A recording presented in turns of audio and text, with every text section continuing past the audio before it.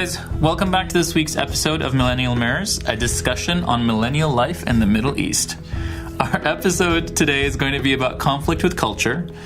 It's something we see all the time in the region where people feel torn apart between what they want to do and what their cultures and traditions deem acceptable or unacceptable. So for me, culture is an important topic that I see popping up a lot in the work I do in both the private and public sector working with leaders. Whenever people are challenged to do something that they don't want to do or they deem to be too difficult, I hear the phrase, "No, this will never work in our culture," or "We cannot do this in our culture," and it drives me absolutely crazy. So to discuss culture with me today, we have Mohammed Nusaibah and Nezar Al Saleh, who are the guys behind Niqashna, a platform for community debate in Kuwait. Welcome, guys. Thanks for being on the podcast. Why don't you tell us a little bit more about yourselves and Niqashna?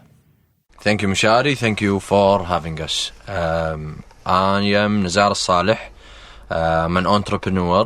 I dedicate my life to try and solve problems of different sorts. But Niqashna was a different thing for me. Niqashna was to try and solve a problem, without the motive of business, without the motive of money. It was just to try and talk, to overcome the obstacles of communication and try to hear other people out. It came out of something very simple, which is I want to hear other people's opinions without any hate, without any, hard feelings. Okay. And what about you, Mohammed? I'm Mohammed Nusaibah. I am in the oil and gas industry. And I moved back to Kuwait when I was 27. I basically spent 9 years in the US. I studied there, I worked there for about 4.5 years. And I was there for three presidential elections. And I got to see debate in terms on the presidential level. I got to see discussion, politics at different levels. So when I moved back, I think it was 1 or 2 episodes where there was a parliamentary election, and I noticed that the level of disagreement was very personal. People, took things personally. There was ad hominems everywhere, and the level of dissent or the level of discussion wasn't to the level that I feel was productive, was useful. And that really started the ball rolling. And it was a lunch I had with Nezar, and there was my colleague at work, Abdullah Lugman. The three of us actually came up with the idea that, hey, why don't we start a platform where we throw out controversial local topics that are relevant to us, and let's hear different opinions. The idea here is we're all surrounded by social circles, and more or less our social circles, give or take, pretty much think like us. That's why we hang out with them. That's why we chose to be their friends, right? And the idea here is what we wanted to do is bring together all these different social circles that make up society. So we give everybody an opportunity to hear something different that they don't hear on a day-to-day basis. A new idea, a new way of thinking. And basically, so we can either accept it, we can either not accept it, but respect it. And that really is the idea behind Niqashna. So what are some of the things that surprised you guys about the debates? You want to take this one? Sure. I'll jump in. Personally, main thing that surprised me was the reaction of the crowd. Okay. Absolutely. This is something that I could have never predicted. One specific incident was the either the second or third debate. You help me out, Mohammed. Yep. Which was giving the nationality or the Kuwaiti citizenship to kids of Kuwaiti females. So essentially females that marry non-Kuwaitis can't give the citizenship to their kids, right, whereas a male that marries a non-Kuwaiti can. So the debate was, are you for or against a Kuwaiti female giving citizenship to a kid? One comment after the debate was from a guy my age with a Kuwaiti mother, non-Kuwaiti father, and he was very open and honest and said, am I not entitled to be a Kuwaiti?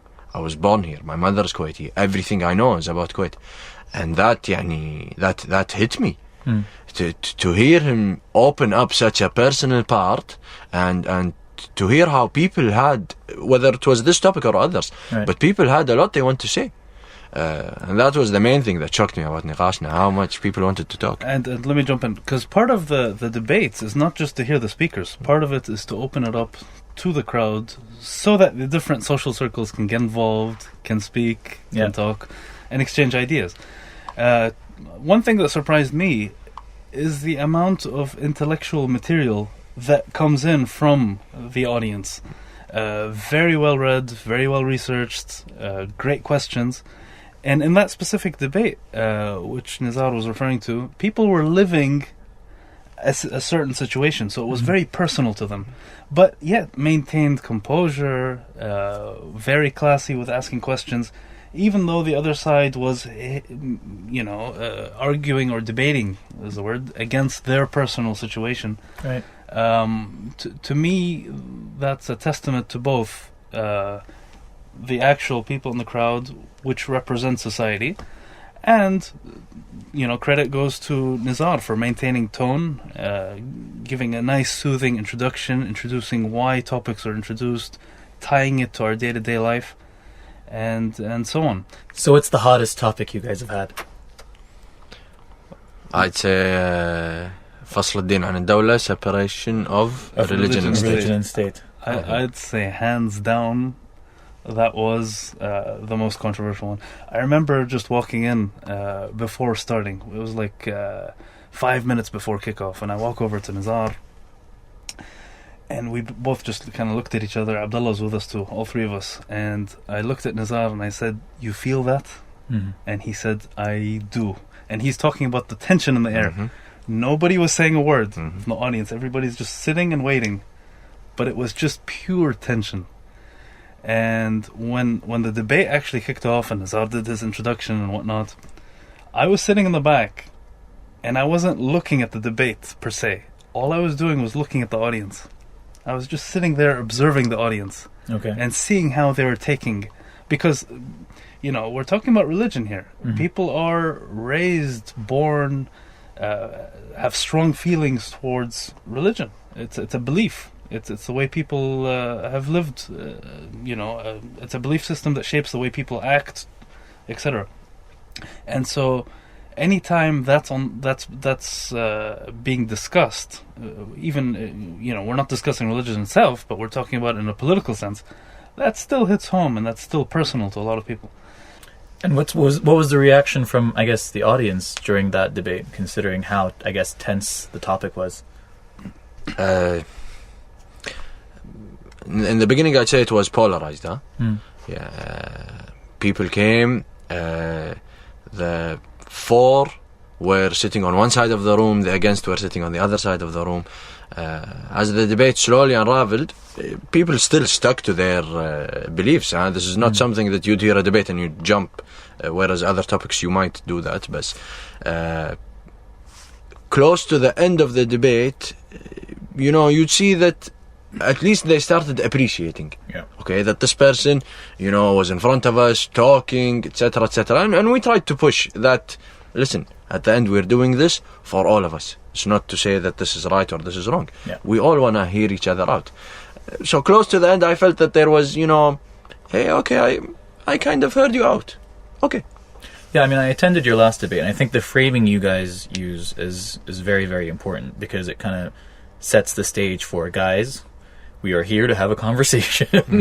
We are not here to say one side is right and one side is wrong. That's one of the reasons also why I dedicated like a whole episode at the beginning of the podcast series, just talking about why I'm doing this. And how I'm not saying we have any answers. I'm not saying we're arguing against this or we're saying this. I'm just saying have a conversation about the different things that are going on in your life at the moment, whether it be culture or independence or what have you. Definitely. Mshari, if you don't mind me jumping in. Go ahead. One interesting thing I felt out of that debate is it highlighted in the end of the debate that, as polarizing as both sides seem, they actually agree on a lot of things, and some of the insecurities and fears one side had of the other also had, of the other side, and I felt they both kind of reassured each other.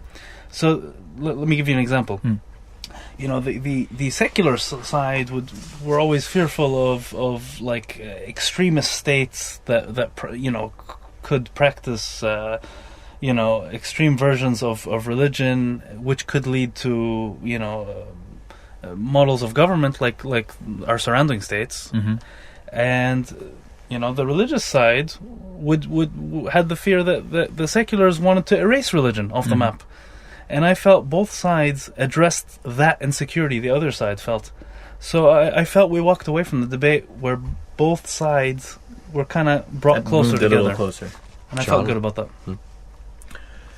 So, what do you see as some of the biggest cultural shifts happening in our society today?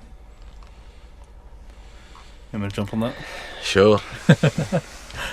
Okay. I believe that from my opinion is people have become more outspoken, have been more comfortable challenging the status quo. Whether that's because of the introduction of social media over the last few years, whether it's because of you know the neighboring situation politically that's been happening around us, but in general, or because you know more people have been traveling over the last 10-15 years, or you know going to universities abroad, bringing some of that culture back. But the culture of just blindly accepting things because that's the way it is, I feel that's kind of shifting. That's not to say one side, you know, one thing has been right or wrong. It's more of asking why. You know, this has been done this way for a long time. Why? And I think that last debate kind of showed that, where it was about freedom of speech. And I think one of the debaters was saying, well, if you're happy with the way you're doing things and you're convinced with the way you're doing things, what's the issue if the other side disagrees or challenges or? And so essentially what he was doing is he was asking why. But dissent, you know, against culture in public platforms, I don't think was as prevalent, you know, 5-10 years ago. Okay, so moving on to and shifting gears a bit, do you think that sometimes people confuse culture with comfort zone and use it as a sort of get out of jail free card? Can you elaborate on get out of jail free? As in, this is making me uncomfortable. I don't want to have to face people saying things or people talking about it, and so I'd rather just say, no, this is against our culture, rather than trying to actually think about what are the real reasons why I don't want to do something. Let me jump in. I think we actually faced that in our first debate topic. When we were trying to find a venue to host us, first venue we approached was Shahid Park, and they asked us, well, what's your topic? We said it was the marriage topic, traditional marriage versus love marriage. And that topic was deemed, you know, controversial, and we were asked to maybe find another topic that was a bit softer. But I think that speaks to a culture of you know, avoiding to any topic that you know, might have been touching politics, might have been touching religion, or even culture itself. But without actually thinking about what the themes are, what the mission was, what the intent of the discussion was, just blindly hearing the framing of a topic was an automatic rejection. And I think that's a microcosm of our society. You can extrapolate that, use that at work. You know, any big organization in Kuwait that's in the government sector, a lot of times you ask yourself, well, what are we doing this for? What's this step for? Well, that's because the way that's how it's always been done. You know, you get 10 stamps, you get 10, signatures here and there. Take this here. You can probably cut out a lot of fat, but that's just the way we're programmed. This is how it's done. And sometimes we don't know otherwise. So what, in your opinion, is a step in a direction away from that? Well, I actually think what we're doing is a first step. It's choosing topics that are just not discussed in public. They're discussed privately in diwaniyas and in private settings. But would you ever have someone come on a public platform and calling for separating, state and religion? Probably not. Maybe in a studio with commercial breaks and stuff like that. But in public, you don't know who's coming from the crowd. You don't know what you're going to be asked. I remember actually one of our debaters, she was pretty nervous before the debate. And I asked her, I said, well, you've been on TV a million times. You're a public figure. And she said, no, but this is different. Yeah. It's the public. It could be 400 people, it could be 100 people, 100 people. You don't know what they're going to ask you. You're betting that Nezar is going to keep everything under control. And to be frank, it's a good bet. So I think that is actually a good step in the right direction. And just to add on to what she said, I mean, there was a question at the last debate, which was about freedom of speech, from one of the guests, and I still remember it because she was like, do you guarantee if I say what I have to say that I would walk out of here safe? And in my head, I had two questions. One was, what are you going to say? And then two is, who do you think we are? Like, that's to that extent that we're just going to attack you and just rip you limb from limb. I think there's this fear that's been embedded in people from such a young age of, don't step outside of what's culturally appropriate. Right.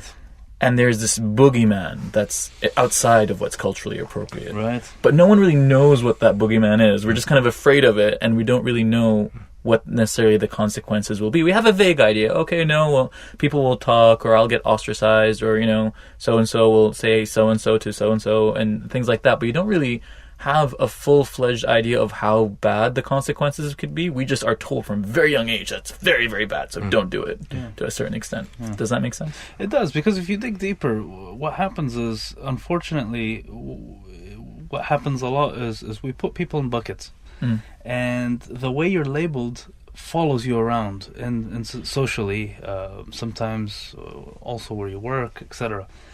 And, a lot of the times, when you talk about socially, whether it's marriage or whatnot, a lot of it's done based on word of mouth, reputation, background checks, etc. And so there's always this fear to deviate from the expectation, to not hurt your chances or tarnish your reputation or for any being outcasted in society and potentially losing. The reputation's big in this society. What do you think, Nezar? Anything I missed? Not that you missed, but I have a little bit of a different perspective. Okay. But before I jump into that, if you don't mind just repeating the question, so I answer you head on. Sure. I don't remember what the question. Wait, the question. Did you get out of jail? The initial question. Oh, okay. Yeah. So, do you think that sometimes people confuse culture with comfort zone, and use it as a sort of get out of jail free card? Okay. I personally think culture became culture for a reason. Okay, yeah, and it's not a coincidence that this is our culture today. It's based on years of practice. Things happened right, things happened wrong, and slowly that developed into, okay, this is the way it is. And maybe part of the culture is to stay in your comfort zone. Yeah, maybe they're not two separate things. Right. This is my culture, so and it's a comfortable culture. خلاص, I don't want to challenge that. Why should I? Because maybe history told me if I challenge that,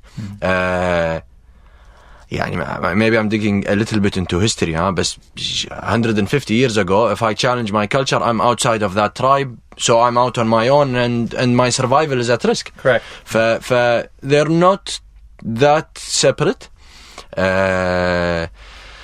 That's one perspective I wanted to include in the answer. That doesn't mean, or your follow-up question to Muhammad was, how do we get out of that? I don't think we have to get out of it unless the situation the situation asks us to redefine our culture. And that's what we've been living, I think, in the last decade or so. There are different socio-economic factors. There are different ways of living, different, due to globalization, you encounter different people, culture, etc. So we are now at a point where we have to redefine. And that's why we are forced to tweak. It's not because hey, our culture is bad and but it's a natural part of adaptation.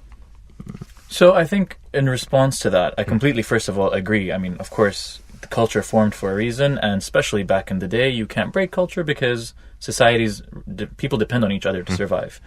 I think when I say I don't want to ever say let's break culture or let's change culture, because I actually really love the culture we come from, because I feel like there's a lot of strength to be had from that culture. My point is that I feel, whereas if you look at in other places in the world, I feel like here in our Middle Eastern society and our Middle Eastern culture, we use the phrase, we can't do this because of our culture. Fair. And that's, I think, where my issue lies. Fair. Because culture, at least in my opinion, and we can debate this, and I'd love to hear your opinion, culture, in my opinion, is not static. Culture shifts. And if I was going to look at my parents when they were my age and what culture was for them, it's very different than what culture is for me now. And so it's that statement of we can't do this because of our culture that I'm not a big fan of, because I think culture is always evolving and always changing. So if you're scared to do something just out of fear of breaking norms, that's not the right reason not to do it. I completely agree. I think it could be part of a reason, but not the only reason. Definitely, 100%. And I also do agree that culture is not a static thing. بالعكس. And the point of time that we are in today is forcing us to redefine these things. I might be going off on a tangent here, but it's what breeds responses that are let's not do this because of culture only, I think is engraved in the education system, believe it or not. Okay. Because I believe the education system does not build you up to be a critical thinker. It builds you up to memorize and go ahead and write down what you memorized or say it out loud or whatever. So we are not forced or cornered to reevaluate, to rethink. And I believe that's why you get answers like culture. That's why you get answers like religion. And then there's a period after that word. There's no explanation. I think that's part of why, at least. I love that. Actually, I think that makes a lot of sense. So then let's delve a bit more deeper into that, considering the fact, I mean, we have the same education system, like you're talking about, where we're not really taught to think critically. Yet our generation, I feel, is challenging culture. Here we are, we're sitting, we're talking, we're having a podcast about culture. You guys are having debates about the different things that are happening in society. Why do you think we're at this kind of apex where everyone's kind of feeling, okay, no, we need to have a talk about this? And it's not just happening in Kuwait. I feel like it's happening all around the region. So what do you think are kind of the colliding reasons for that, if that makes sense? Can I jump in, if you don't mind? Yeah, jump in. Kuwait and its neighbors are being forced mainly because of what the internet brought to us. Okay. The last 20 years, you are allowed to access information however you please and read whatever you want to read. Nobody tells you, hey, this is right, this is wrong. You're at the mercy of your mobile and what you choose to click. Right. And that forced cultures like Kuwait that have these these habits engraved in them, and forced societies that don't have these habits engraved in them, which are our neighbors. You still see that redefining culture, even though it's in a different way, it's still happening. And I think that's mainly due to the easy access to information. Yeah, no, I mean, I completely agree. The title of this episode is "That's Just the Way It Is," and I think "That's Just the Way It is a very easy statement to believe when you don't have access to information of why that's not the case. But now you could easily be like, actually, here's an article that says otherwise. So, you know what? No, I don't have to believe that's just the way it is. I can sit here and debate you. But there's a lot of value in the system that we have here, because it allows individuals to think differently and challenge. So we talked about cultural red lines. Legally you can get away with saying it, like that woman from the debate with a question or comment. She said, I don't know if I walk out of here alive, she said. Yeah. Legally she'd be okay. There'd be no issue. But what she was referring to is socially, according to culture, according to taboos that she has in her mind. Are you sure legally? Depends on what she has to say, huh? Well... Quite frankly, yani. Well, it was about belief, maybe religion, and if you... Well, I think the legal red lines are very clear here. Everybody knows them. You can count them on one finger, right? But I think the context she was referring to, she actually said she'd lose her friends, she'd lose her family. So her friends and family, basically she was insinuating fear of judgment, in my opinion. We'll never know. Maybe one day we'll get a hold of her and ask her. Now I'm curious. So, do you think social judgment is a bigger factor than legal judgment in our culture? Huge. There's a saying, يعني, I'm going to say it in Arabic, بس إذا ما طاعك الزمن طيعه. If time doesn't abide by your rules, you abide by its rules. Which is basically, if this is what's happening, then do it.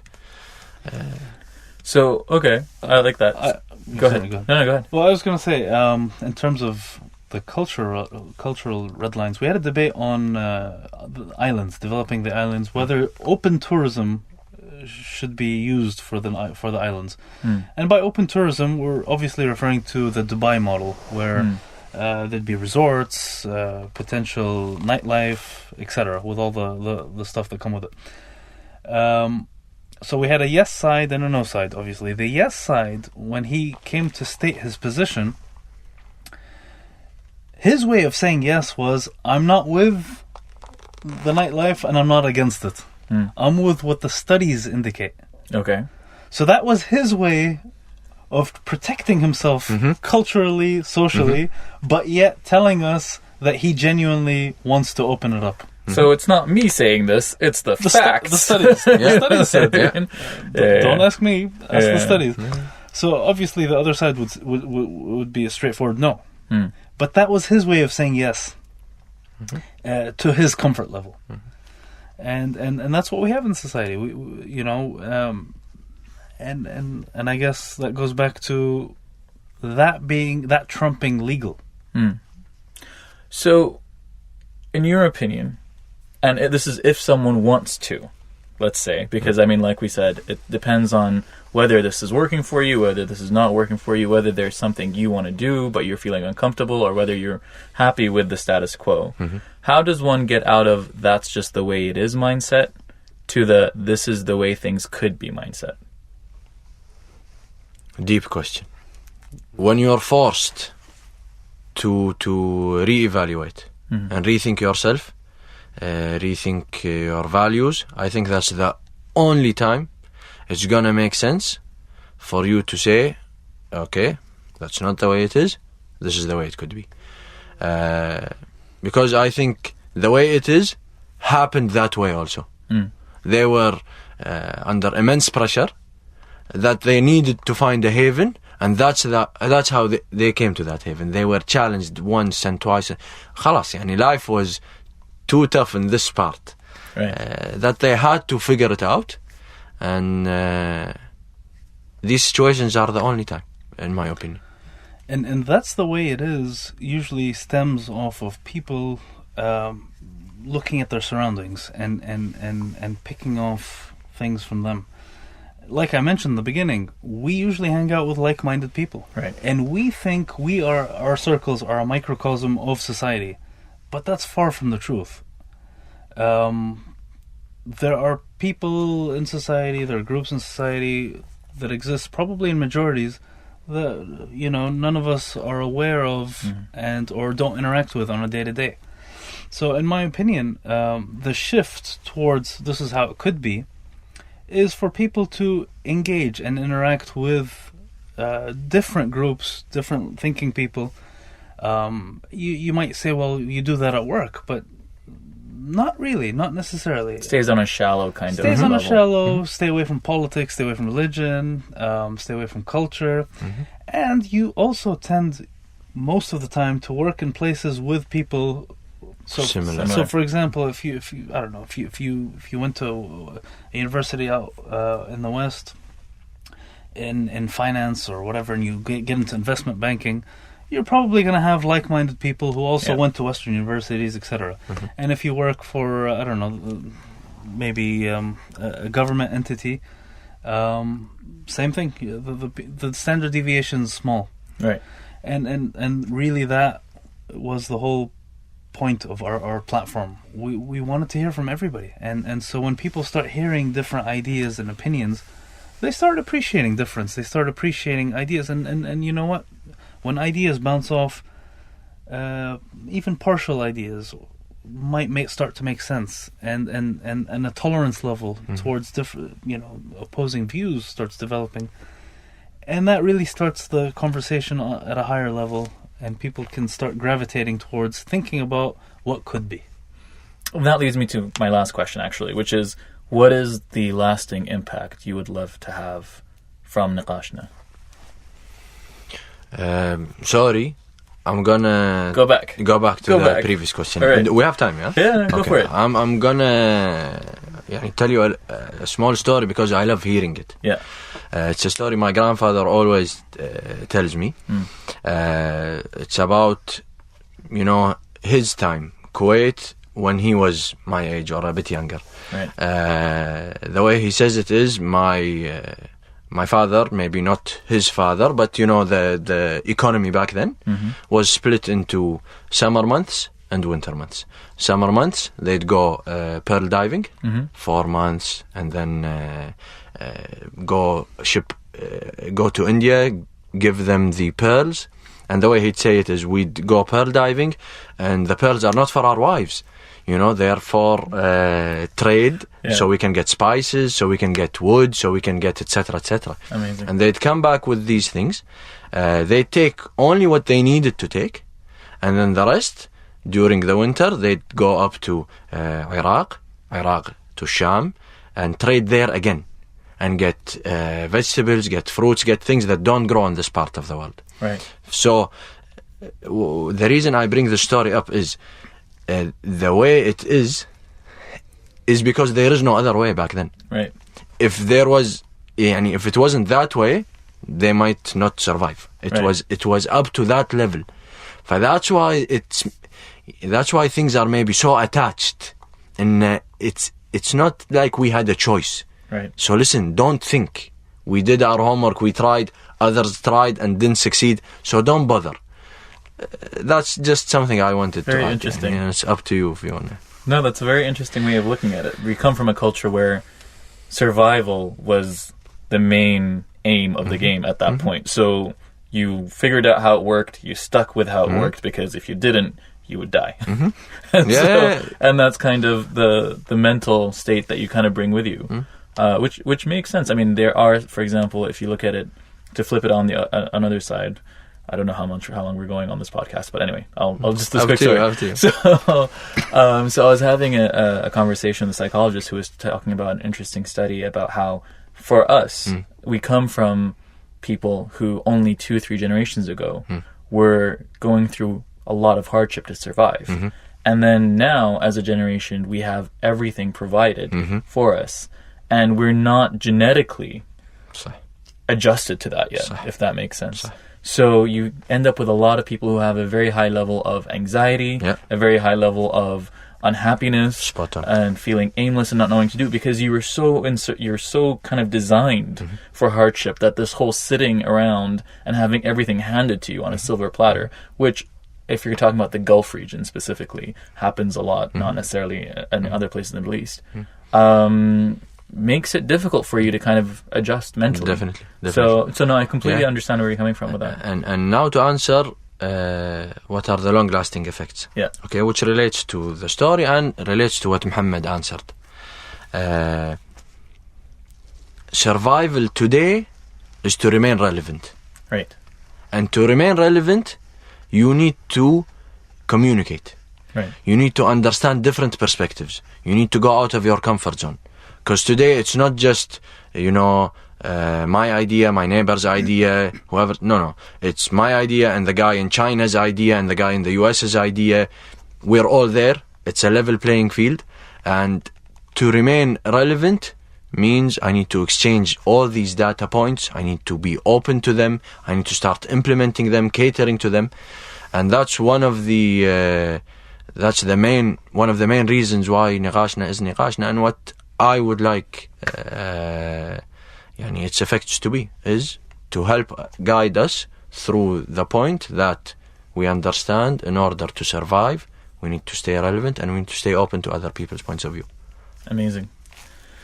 Okay, well, thank you guys so much for being here. I know how busy you guys are. Where can people find out more about you guys and Niqashna online? Well, we have social media, Instagram, and we recently launched Twitter. Okay. And we've got a YouTube channel. All three of those platforms at Niqashna, in English, Niqashna. Amazing. You can find some of our debates. We release them on YouTube.